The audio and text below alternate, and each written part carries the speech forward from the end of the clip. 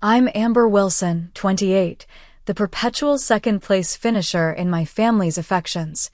When the invitation arrived to attend a family financial meeting at Grandpa Maxwell's estate, my stomach twisted with both hope and dread. Despite my architecture degree and work ethic, my parents only had eyes for my sister Harper.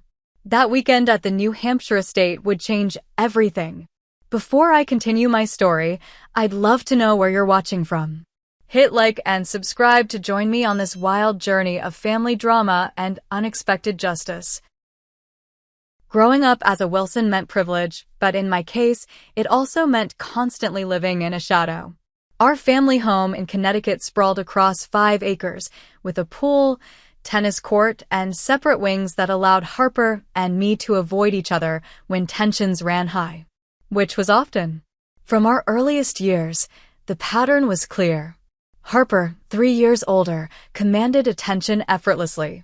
When she won her first equestrian competition at age 7, my parents threw her a party that made local society pages. When I won the state science fair at 9, they missed the ceremony entirely because Harper had a minor cold. "That's wonderful, Amber," my mother Catherine would say, barely glancing up from her charity committee notes when I brought home straight A's. "But could you keep it down?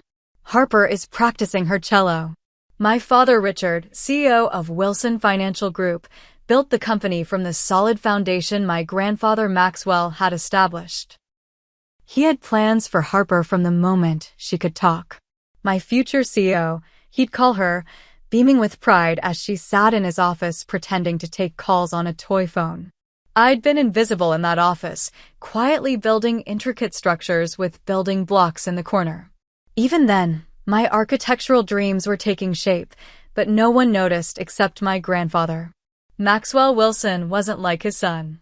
He'd built his wealth from nothing, starting as a construction worker before founding a small investment firm that grew steadily through the decades. Perhaps that's why he noticed my creative efforts, my determination, my quiet persistence. "You've got good hands and a better mind, little one," he told me once, examining a detailed cardboard city I'd constructed. "Buildings need to be beautiful, but they also need to stand strong when the winds come." Those moments with Grandpa Maxwell sustained me through a childhood of being compared to Harper and found wanting. His visits were rare as he maintained residences across the country, but each one gave me strength to continue pursuing my own path despite my parents' indifference. By the time I reached high school, I'd stopped seeking my parents' approval. I channeled my energy into academics, graduating as valedictorian. My speech that day was attended by my grandfather, who flew in specially, while my parents arrived late because Harper's hair appointment ran long. College brought freedom and validation. At Cornell's architecture program, my designs won recognition. My professors praised my innovative approach to sustainable urban housing. For once, I felt seen. Meanwhile, Harper attended business school, preparing to join our father at Wilson Financial. After graduation, I refused my father's half-hearted offer to find something for me at the company. Instead, I joined Foster & Blaine, a mid-sized architecture firm in Boston specializing in community-centered design. My starting salary was a fraction of what Harper received upon joining the family business, but it was mine, earned on merit alone. The past 2 years had been challenging. My major project, a mixed-use development designed to revitalize a struggling neighborhood, lost funding when investors pulled out. My team was disbanded, my confidence shaken.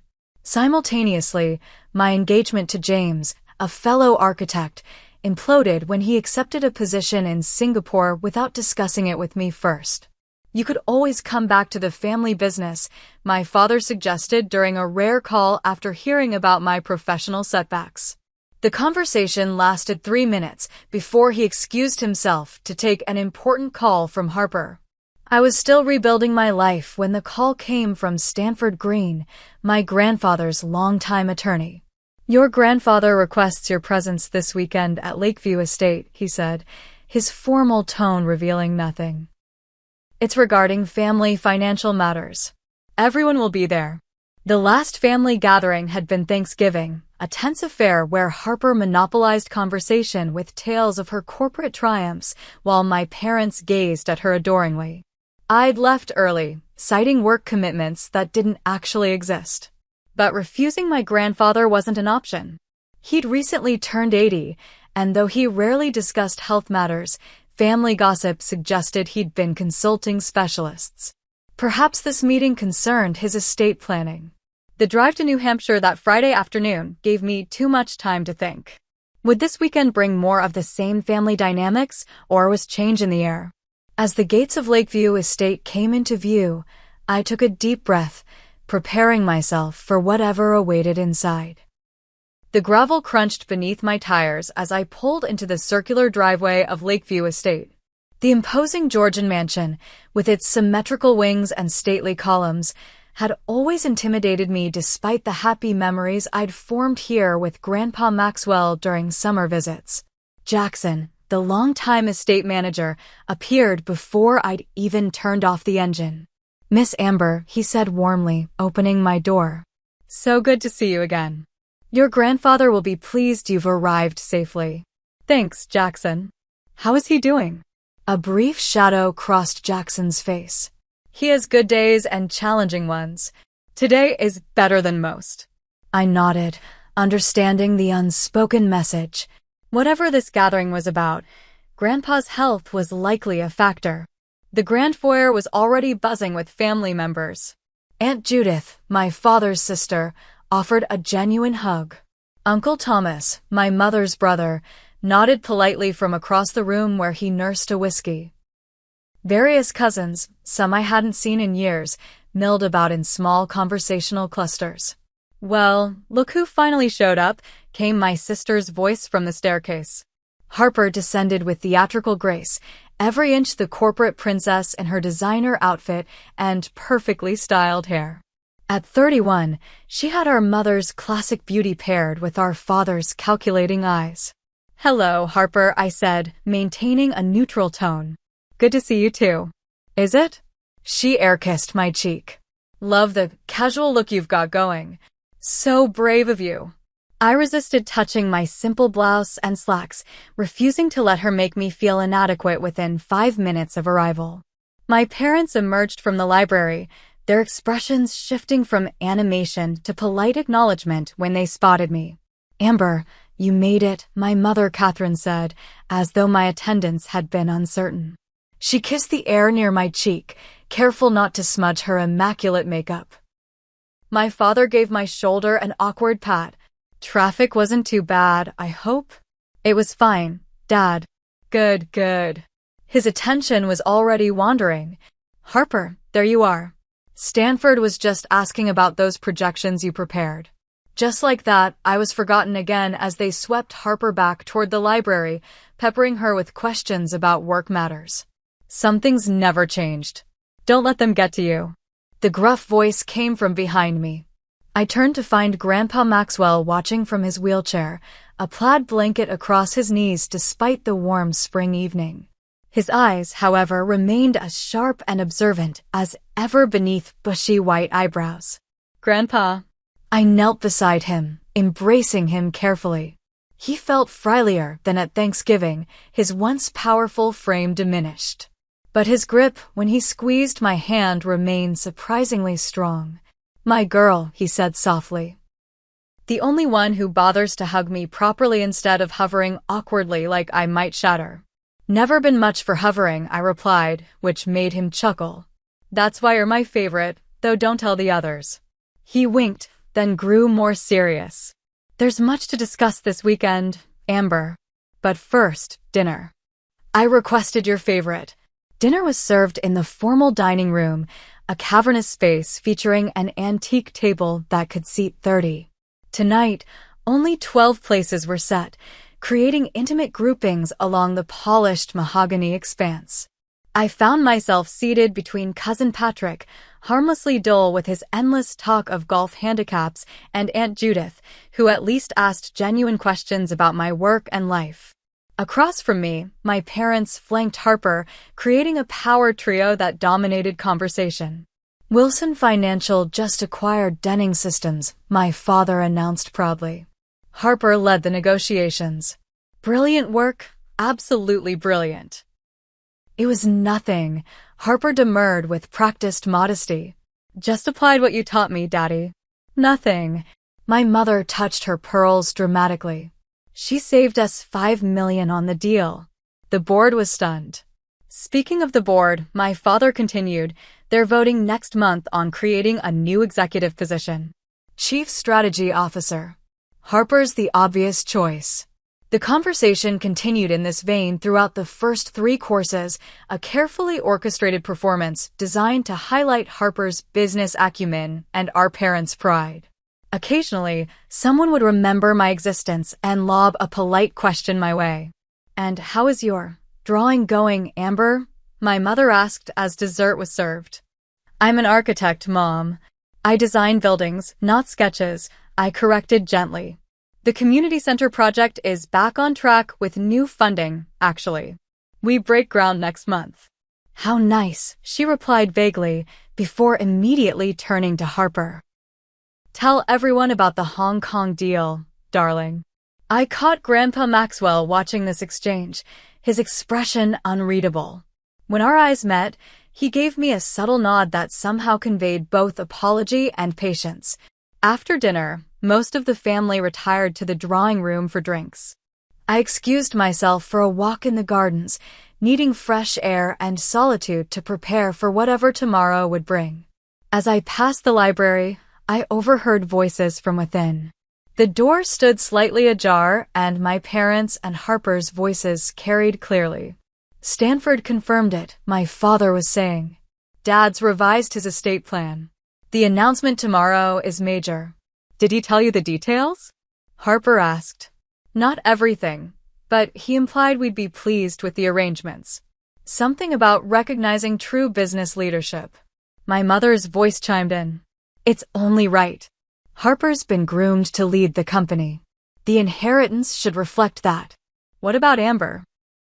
Harper asked, surprising me. My father scoffed. "What about her? She chose her path. Can't expect the same consideration when she's contributed nothing to the family legacy." "Richard," my mother cautioned. "She is still your daughter. And I've provided for her accordingly. College, living expenses when she needed it. But this is different. This is about the future of everything we've built." "Of course, Daddy," Harper soothed. "I just wanted to make sure we're prepared for any awkwardness tomorrow." "Leave that to me," he replied confidently. "Now, about the restructuring plan for the Asian markets." I backed away silently, my chest tight with familiar pain. Nothing had changed. Nothing would ever change with them. I retreated to my room, suddenly exhausted by the prospect of facing tomorrow's announcement and the confirmation of what I'd always known. In my family's eyes, I would always be an afterthought. Saturday morning dawned bright and clear, sunlight glinting off the lake that gave the estate its name. I'd slept poorly, my dreams troubled by fragments of the conversation I'd overheard. After a quick run along the property's wooded trails, I showered and dressed with care, choosing a simple but elegant navy dress that projected quiet confidence I didn't entirely feel. Breakfast was a subdued affair. Family members drifted in and out of the sunroom where a buffet had been arranged, everyone aware that the real purpose of our gathering would soon be addressed. Harper held court at the center table, looking fresh despite mentioning the late-night strategy session she'd had with our father. My mother fluttered around her, ensuring her coffee cup remained filled while ignoring everyone else's empty ones. At precisely 10 o'clock, Jackson appeared at the entrance. "Mr. Wilson requests everyone's presence in the library in 15 minutes, he announced formally. The room immediately buzzed with speculative whispers. I finished my toast in silence, preparing myself for what would likely be another exercise in family disappointment. The library was my grandfather's domain, a 2-story space lined with leather-bound volumes and dominated by an enormous desk carved from a single redwood. Today, the furniture had been rearranged to create a semicircle of chairs facing the desk, behind which sat Stanford Green, my grandfather's attorney, organizing documents with meticulous precision. Grandpa Maxwell was already positioned at the head of the arrangement in his wheelchair, looking more formal than I'd seen him in years in a crisp suit and burgundy tie. He nodded slightly as I entered, his expression giving nothing away. Once everyone was settled, Stanford cleared his throat. Thank you all for gathering today at Mr. Wilson's request. Before we begin the formal proceedings regarding Mr. Wilson's estate planning, he has asked that the family be given time for any personal financial announcements. This deviation from expected protocol caused confused glances among the relatives. My father, however, straightened in his chair and exchanged a knowing look with my mother.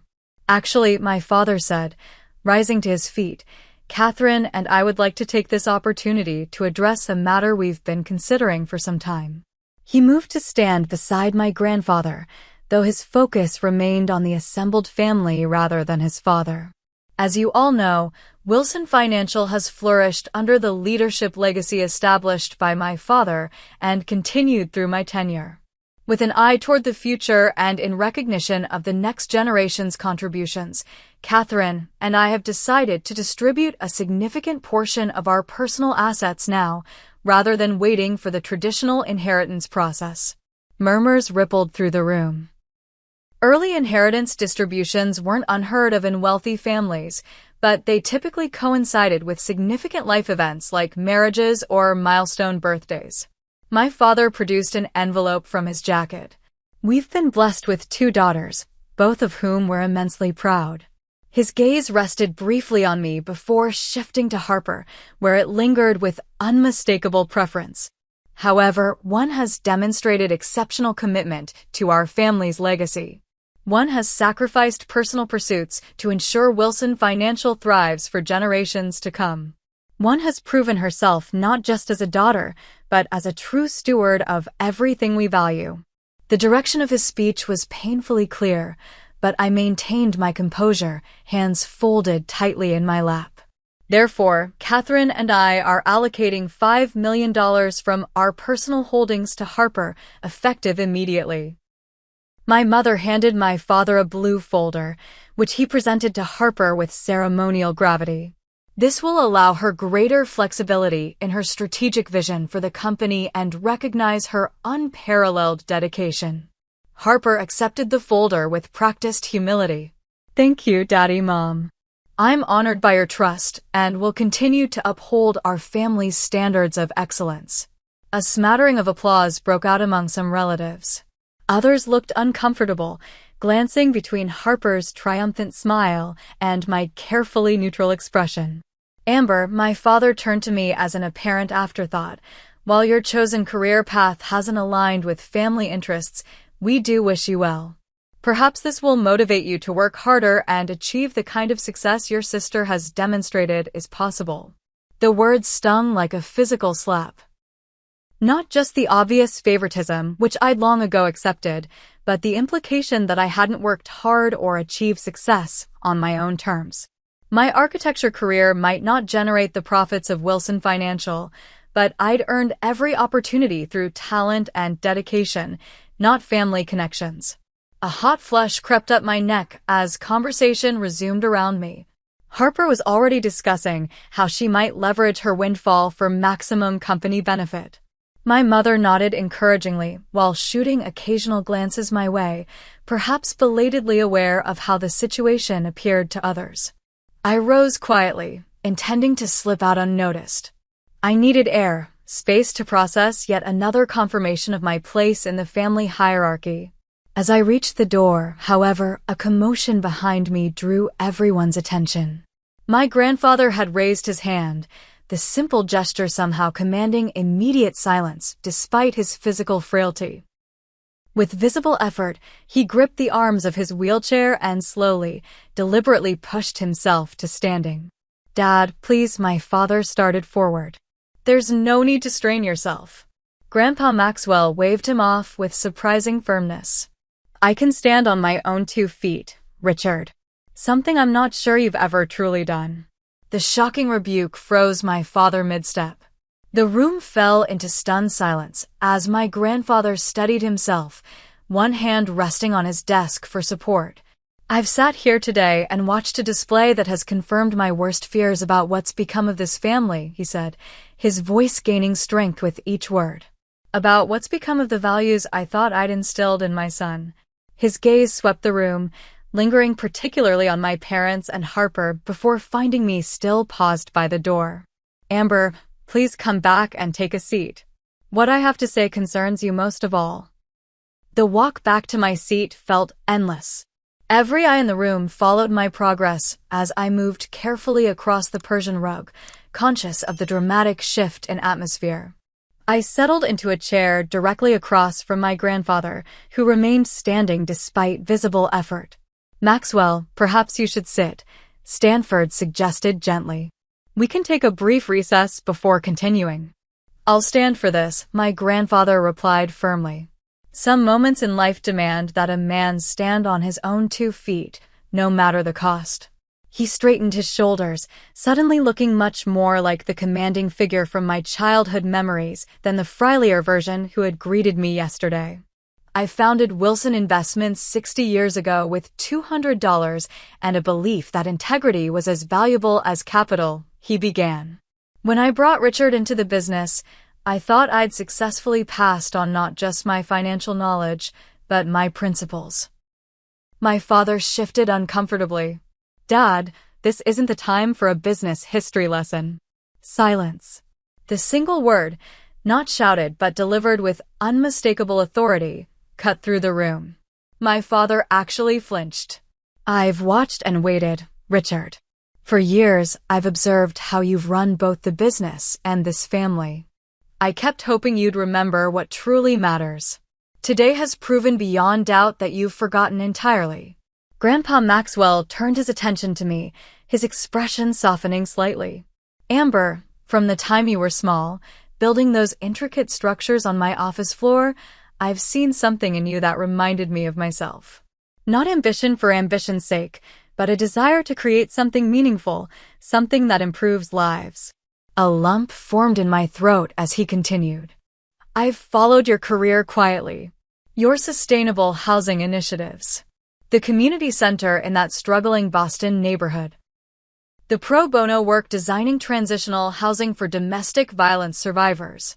All accomplished without family connections or the Wilson name opening doors." I blinked rapidly, shocked that he knew these details. Some of those projects weren't even publicized.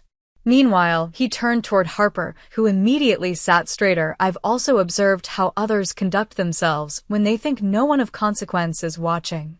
My sister's confident smile faltered slightly. "The Denning Systems acquisition you're so proud of? Did you tell your father how you obtained their confidential financial projections? Or how you threatened their HR director with exposing his affair unless he provided internal documents?" Harper's face drained of color. "Grandpa, business negotiations are complex. Sometimes aggressive tactics are necessary. Dishonesty is never necessary," he countered sharply. "Nor is taking credit for others' work, as you did with the Singapore expansion that was actually developed by your team member Julia, whom you later had transferred when she questioned your methods." My parents looked stunned. My father started to object, but Grandpa silenced him with a raised hand. "I've had investigators documenting everything for years. Not just business practices, but personal character. The true measure of a legacy isn't profit margins, Richard. It's the impact we have on others. The integrity with which we conduct ourselves when no one is watching." Grandfather reached inside his jacket and withdrew an envelope. Unlike my father's earlier theatrical presentation, this was a simple white business envelope, unadorned except for my name written in his distinctive handwriting. "Amber, please." On unsteady legs, I rose and accepted the envelope from him. It felt substantial in my hands. "Open it," he instructed gently. With trembling fingers, I broke the seal and removed the contents. A single check, made out to me, for $55 million. The room erupted in gasps. I stared at the check, certain I was misreading the amount. "This can't be real," I whispered. "It's very real," Grandpa confirmed. "And it's only the beginning. You can't do this." My mother's voice sliced through the chaos, high and panicked. She'd leapt to her feet, face contorted with outrage. "You can't just bypass your own son to give everything to her." "I can and I am, Catherine," he replied calmly.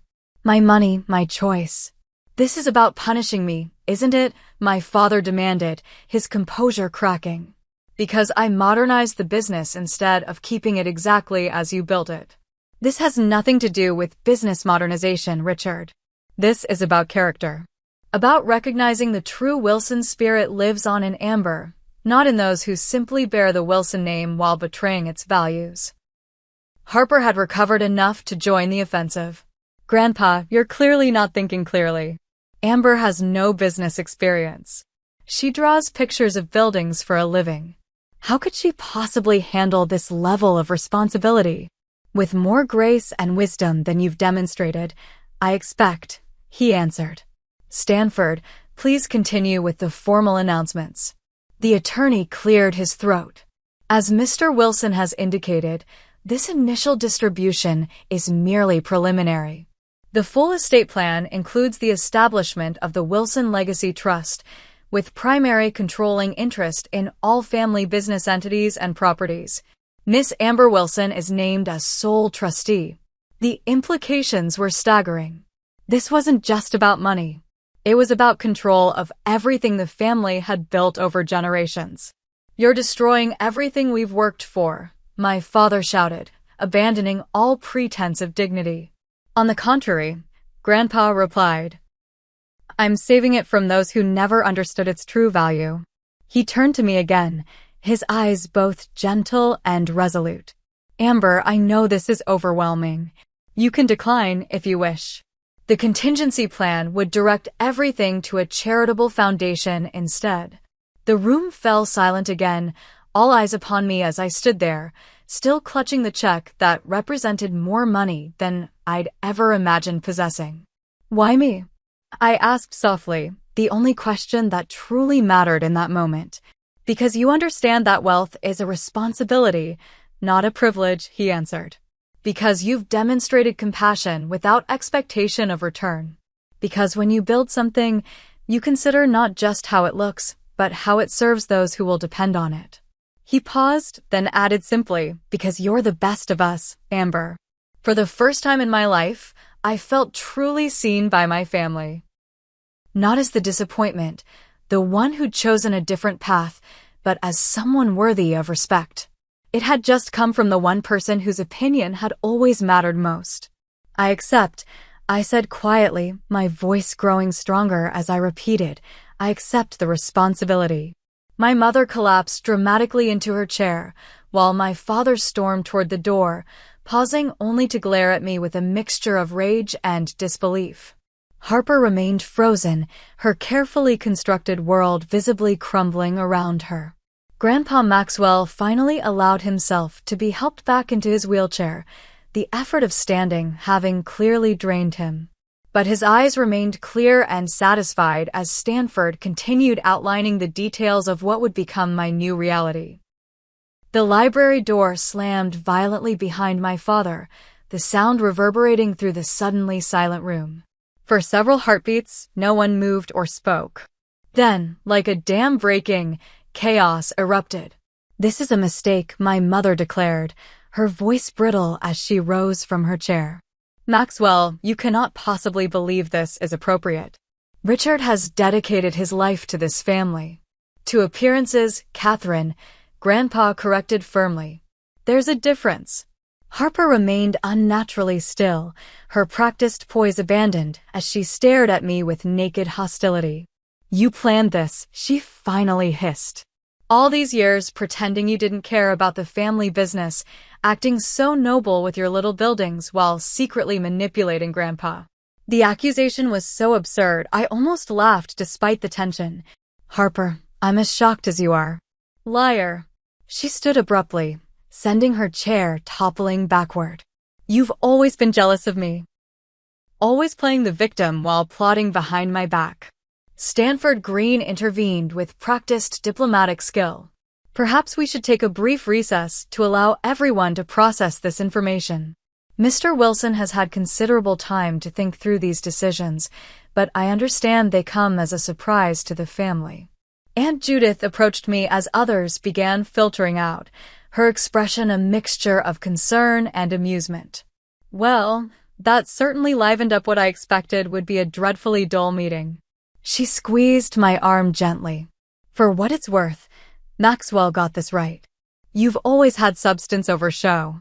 Uncle Thomas merely raised his coffee cup in a subtle toast from across the room before following the others out, leaving me alone with Grandpa Maxwell and Stanford.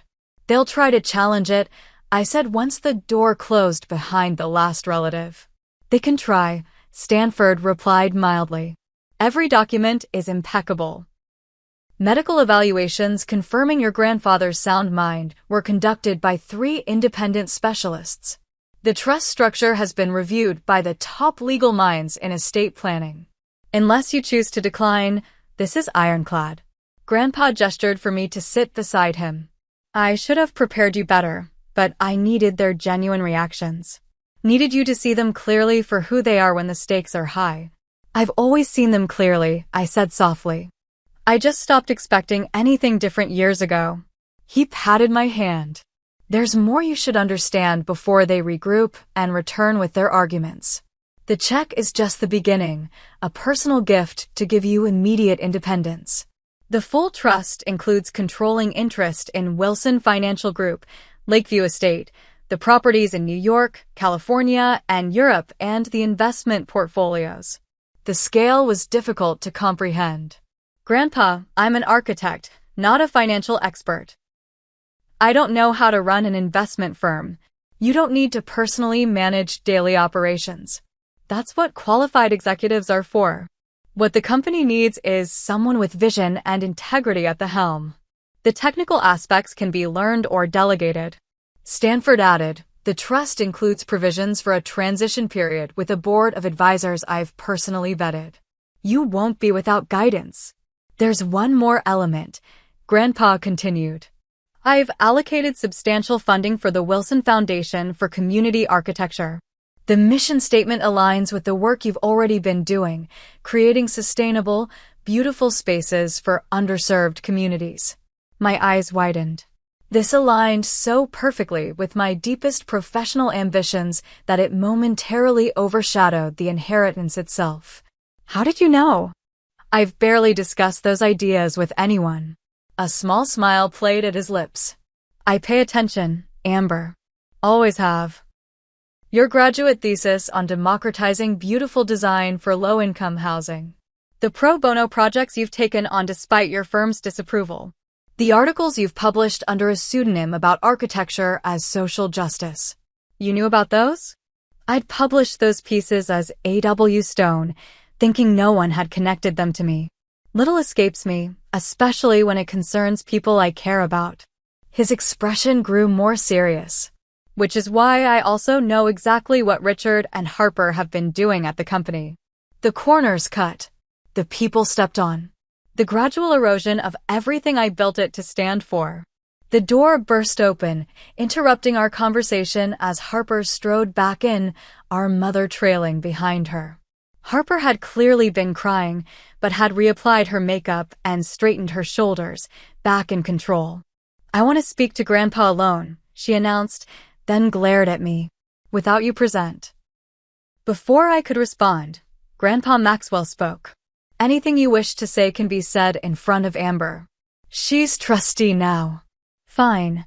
Harper's voice was ice. I want to know what lies she's been telling you about me. What distortions she's fed you to poison you against your actual business successor. Amber has never spoken a negative word about you to me, he replied calmly. She didn't need to. Your actions speak for themselves. What actions? Building the company to record profits? Securing international partnerships? Working 80-hour weeks while she plays with drafting paper? Falsifying environmental compliance reports on the Texas properties, he countered. Burying harassment complaints against executives who supported your advancement. Manipulating board members with selectively edited information. Shall I continue? The color drained from Harper's face. That's not. How did you? I built this company, girl. Did you really think I wouldn't keep an eye on it? That I wouldn't have loyal people still reporting to me? My mother stepped forward, her strategy shifting to appeal rather than demand. Maxwell, we're family. Whatever concerns you have can be addressed. But this public humiliation of Richard and Harper is unconscionable after everything they've sacrificed. Catherine, the only sacrifice I've witnessed is of principles for profit. He sighed, suddenly looking tired. I don't expect you to understand now. Perhaps you never will. But my decision stands. She'll destroy everything, Harper spat, pointing at me. She knows nothing about business. She knows everything about integrity, which is the foundation business should be built upon, he replied. Now I'm tired. This discussion is over. As if on cue, Jackson appeared at the door. Mr. Wilson needs to rest now. Doctor's orders. My mother and sister had no choice but to retreat, though Harper paused at the door to deliver a final barb. Enjoy your victory today. It won't last. After they left, I helped Grandpa back to his private suite, where his nurse was waiting. As I turned to leave him to rest, he caught my hand. They'll try to make you doubt yourself, he said quietly. Don't let them. I didn't make this decision lightly or recently. I've watched you for years, seen your character tested in ways they've never faced. You're ready for this, even if you don't believe it yet. I squeezed his hand gently. Thank you for believing in me when no one else did. Not believing. Knowing. He smiled tiredly. Now go. You have a lot to think about, and they'll be regrouping for their next approach. Stand firm, Amber. The hardest part of leadership is maintaining your course when everyone is demanding you change direction. As I left his room, I felt a strange new sense of confidence beneath the lingering shock. For the first time in my life, I wasn't the family disappointment. I was the Wilson heir, chosen not by birth order or parental preference, but on merit. The responsibility was enormous, but so was the validation. I retreated to the lakeside gazebo, one of my favorite spots on the property, to process everything that had happened. The check remained in my pocket, still surreal in its implications. Financial independence. Freedom from ever having to worry about project funding or firm politics again. The ability to create the kind of architectural practice I'd only dreamed about, but with it came complications I hadn't anticipated. Family relationships already strained would likely be permanently damaged. Leadership responsibilities I'd never sought would demand attention. A legacy I'd long ago accepted wasn't mine to continue would now fall squarely on my shoulders. As the sun began to set over the lake, casting golden reflections across the water, I heard footsteps on the path behind me. Turning, I found Aunt Judith approaching with 2 glasses of whiskey. Thought you might need this, she said, offering me one. It's been quite a day. I accepted gratefully. That's putting it mildly. She settled beside me on the bench. You know they're up there plotting right now. Richards called the family attorney. Harper's going through old emails looking for anything she can use against you. Catherine's already called 3 board members. How do you know all this? She smiled cryptically. I've always found it advantageous to be underestimated in this family. People say remarkable things when they think you're just dotty Aunt Judith who never had a head for business. I laughed despite myself. Have you been spying for Grandpa all these years? Let's just say Maxwell and I have always had an understanding. We both value substance over show. She sipped her whiskey. They'll come at you with everything they have. Are you prepared for that? The question hung in the air as I considered what lay ahead. The family I'd grown up with had effectively declared war on me today. The path forward would be challenging in ways I couldn't yet fully comprehend. I don't know, I answered honestly, but I know I can't turn away from this responsibility. Not just because of Grandpa's faith in me, but because I've seen what happens when power is wielded without compassion or integrity. Judith nodded approvingly. That's exactly why Maxwell chose you. She raised her glass. To the new era of Wilson leadership. May it be guided by stronger principles than the last. As we clinked glasses, I felt something shift within me. The shock and uncertainty weren't gone, but alongside them grew a resolute determination. If this was to be my path, I would walk it with the integrity Grandpa Maxwell had recognized in me, regardless of the storms that lay ahead. Sunday morning at Lakeview Estate dawned with an atmospheric tension so thick it felt like a physical presence. I'd slept fitfully, my dreams filled with swirling numbers and Harper's accusing face. When I finally gave up on rest around 6, I changed into running clothes and headed for the trails surrounding the property, hoping physical exertion might clear my head. The familiar paths helped ground me as I processed yesterday's seismic shift in my family's dynamics. By the time I returned, sweaty but calmer, the house was stirring to life. I showered quickly and steeled myself for whatever confrontations the day might bring. The breakfast room fell silent when I entered. My parents and Harper sat huddled at one end of the table, papers spread between them, their conversation cutting off abruptly at my appearance.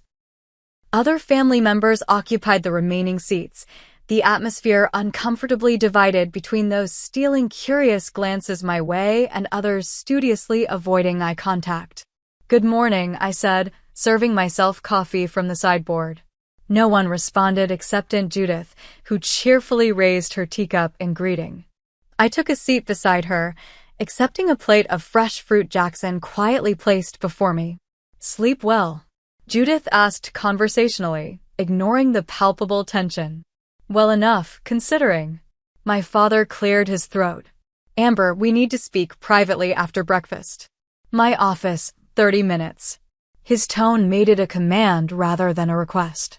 Before I could respond, Grandpa Maxwell was wheeled in by his nurse.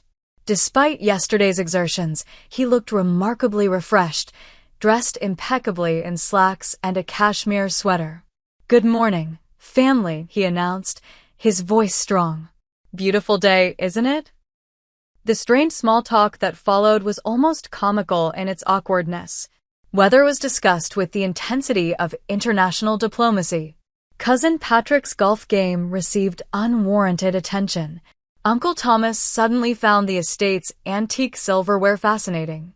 As breakfast concluded, Stanford Green appeared in the doorway.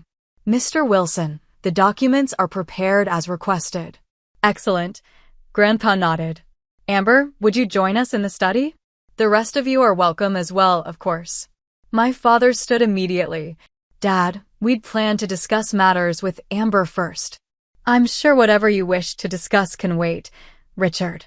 Legal matters take precedence." The study had been transformed overnight.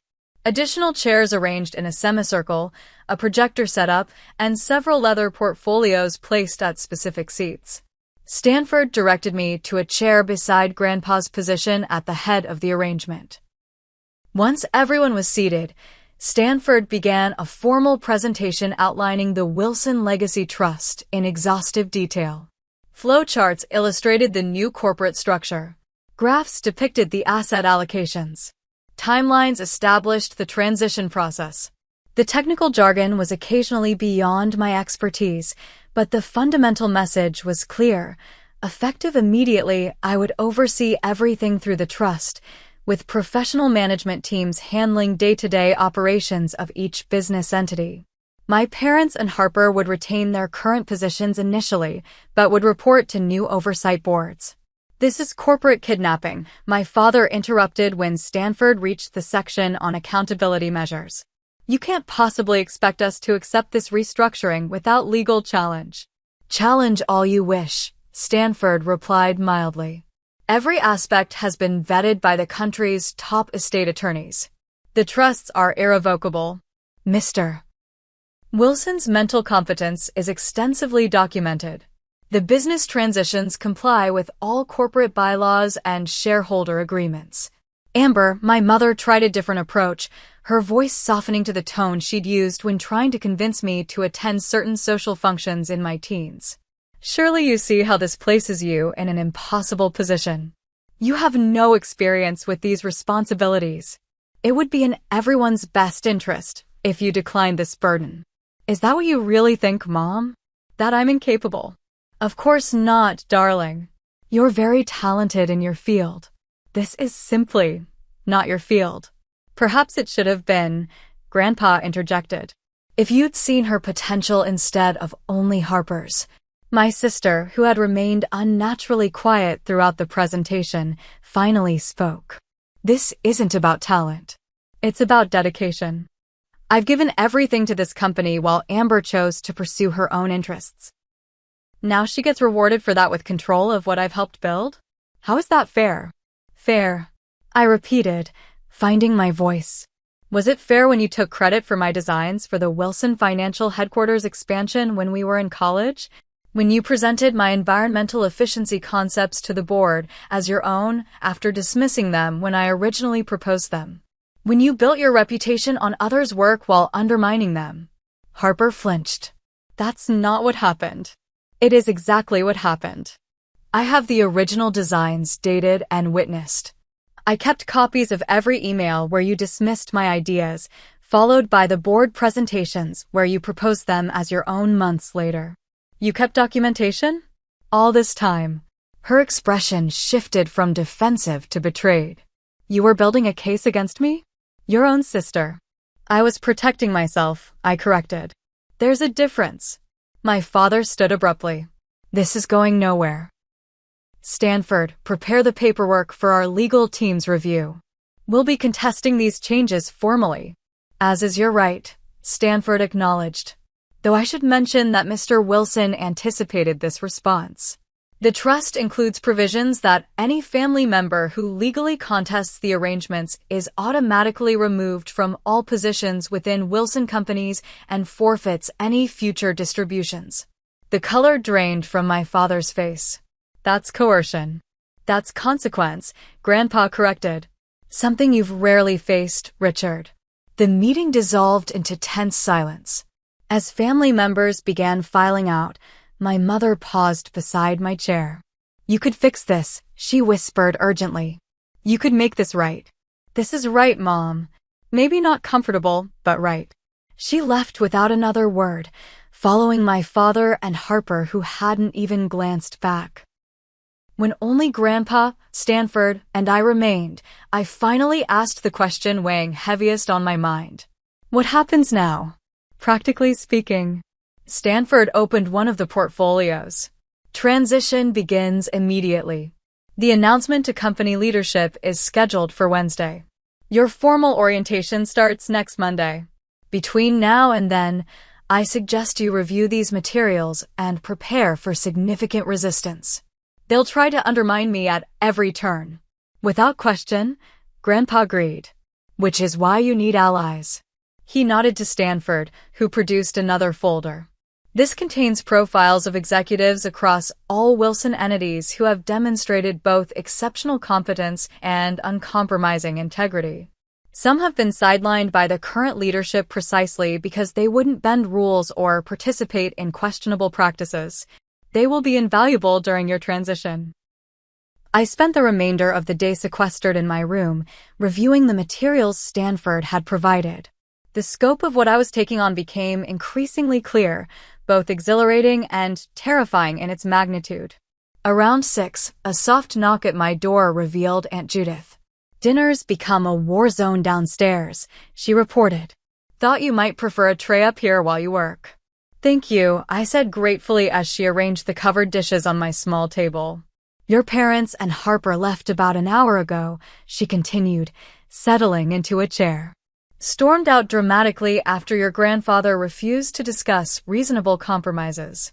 I'm not surprised. She studied me thoughtfully. What will you do, Amber? Really do, once the dust settles and this becomes your new reality. The question made me pause.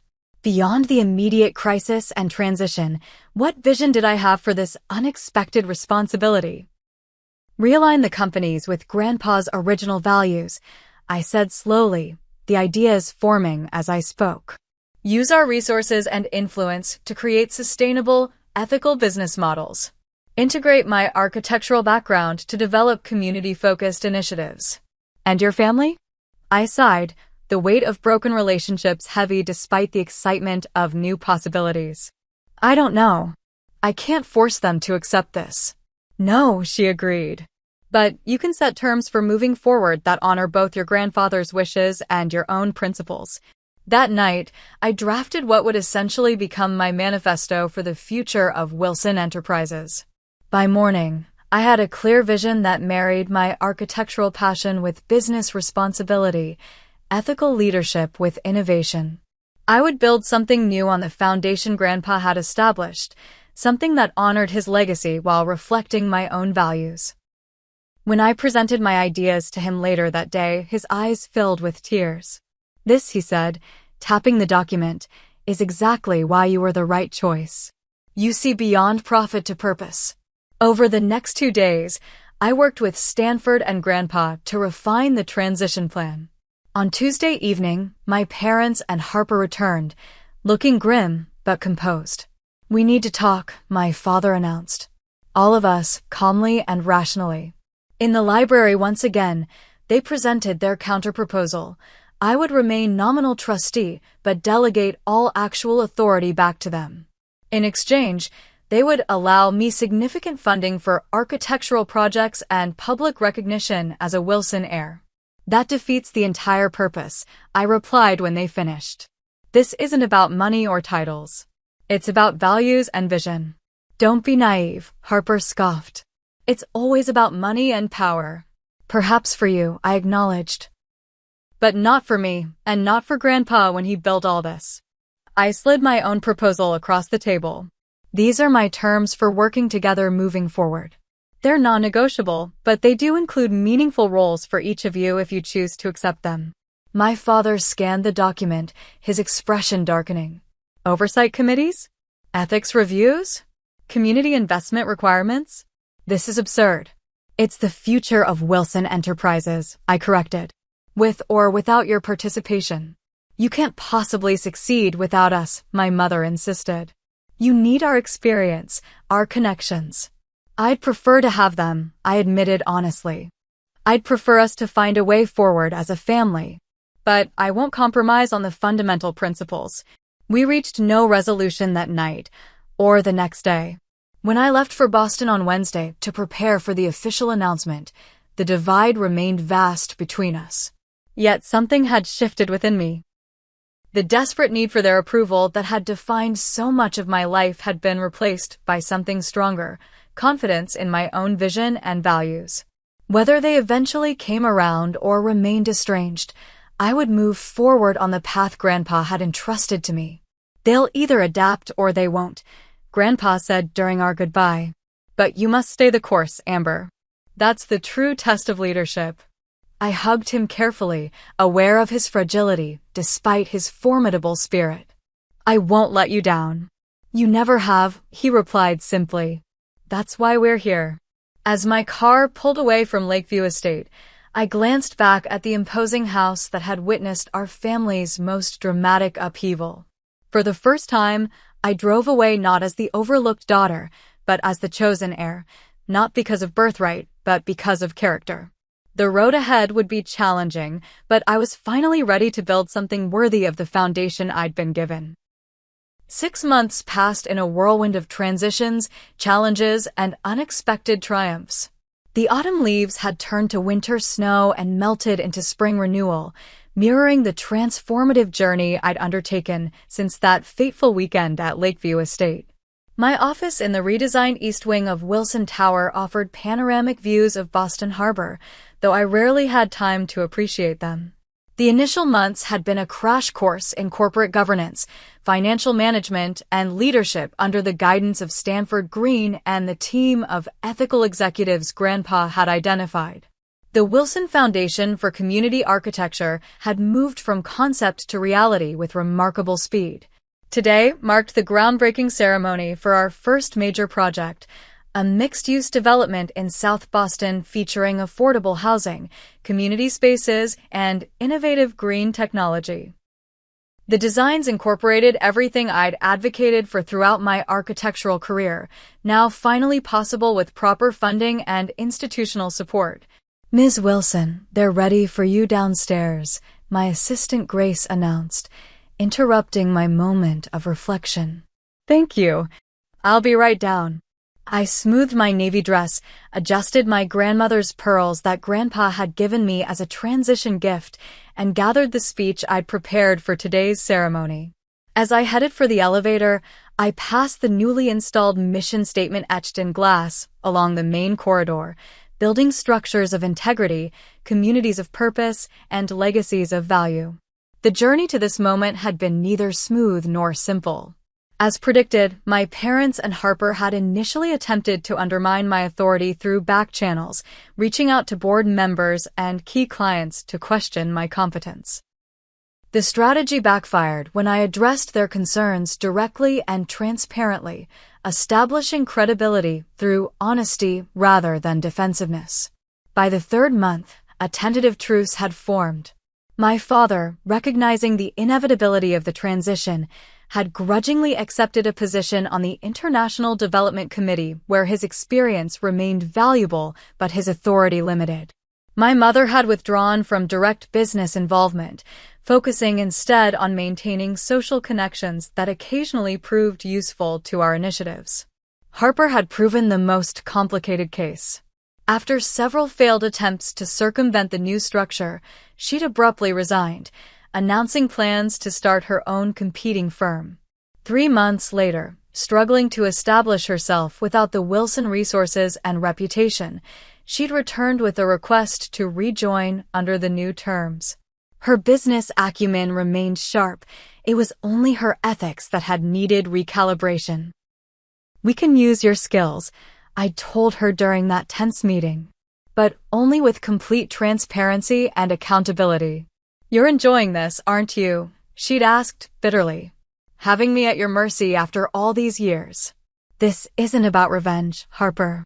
It's about rebuilding something better than what came before." Our relationship remained strained but professional. Small moments of genuine connection had begun to emerge, particularly when her innovative market analysis had significantly improved one of our housing initiatives. The simple, "good work" I'd offered had visibly startled her, perhaps the first unqualified praise she'd received without manipulation or agenda attached. The elevator doors opened onto the lobby, which hummed with activity. Community members, investors, journalists, and employees gathered for the groundbreaking ceremony. Grandpa Maxwell sat in his wheelchair near the front, his health somewhat improved now that the burden of his concerns had lifted. He caught my eye and offered a proud smile that warmed me more than any corporate achievement could. "There she is." Aunt Judith approached, elegant as always in a spring suit. "The woman of the hour." Hardly I demurred. "This is about the community and the team, not me." "Spoken like a true Wilson," she approved. "The real kind, not the imposters we've endured in recent decades." As I moved through the crowd, accepting congratulations and answering questions, I noticed my parents standing awkwardly near the refreshment table. Their attendance today had been uncertain until the last minute. Our interactions remained formal, wounds still healing slowly. But their presence represented progress, however tentative. "Amber," my mother greeted me with a reserved smile. "Everything looks lovely. Thank you for coming," I replied sincerely. "It means a lot." My father nodded stiffly. The quarterly projections looked strong. The board was impressed. Coming from him, this constituted effusive praise. The ethical restructuring actually improved our market position. "Turns out integrity is good business."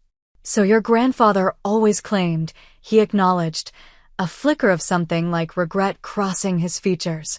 Before the conversation could continue, Stanford signaled that it was time to begin the ceremony. I took my place at the podium, looking out at the gathered crowd that represented both my past and the future I was helping to build. 6 months ago, I never imagined standing here today, I began candidly. My path seemed set in a different direction. But life's greatest opportunities often arrive disguised as unexpected challenges.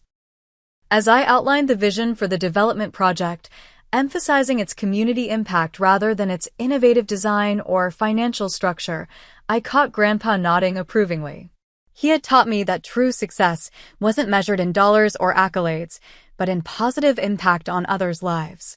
After the formal speeches and symbolic turning of dirt with gold-painted shovels, I found a moment alone with Grandpa away from the mingling crowd. "You've exceeded every expectation," he said, patting my hand. "In 6 months, you've accomplished what I feared might take years." "I've had excellent guidance," I replied, "and a pretty compelling example to follow." He shook his head. "Don't discount your own merit, Amber. I merely recognized what was already there. You've taken everything I built and are making it better, stronger, more meaningful. There's still so much to do. The international restructuring, the ethical supply chain initiative, the apprenticeship program. All in good time," he counseled. "Remember what I told you about building foundations? Rush them and everything above will eventually crumble." The wisdom resonated deeply, connecting my architectural training with the broader leadership principles I was still mastering. "I just want to make you proud." "You already have," he said simply. "But more importantly, are you proud of yourself?" The question gave me pause. For so long, my sense of worth had been tied to external validation that I'd rarely considered my own assessment. Now, looking back at the past 6 months of challenges met and principles maintained, I could answer honestly. Yes, I realized. I am. "Then you've already succeeded at the most important task." His eyes twinkled with the familiar wisdom that had guided me since childhood. "Everything else is just details." As the event concluded and guests departed, I found myself reflecting on the extraordinary journey that had brought me here. The painful family dynamics that had shaped my early life had transformed into something more complex, but ultimately healthier. The professional insecurities I'd harbored had given way to quiet confidence. The inheritance that had initially seemed overwhelming had become a platform for meaningful change. My phone chimed with a message from Logan, the community-centered director I'd been working closely with on the project's social impact components.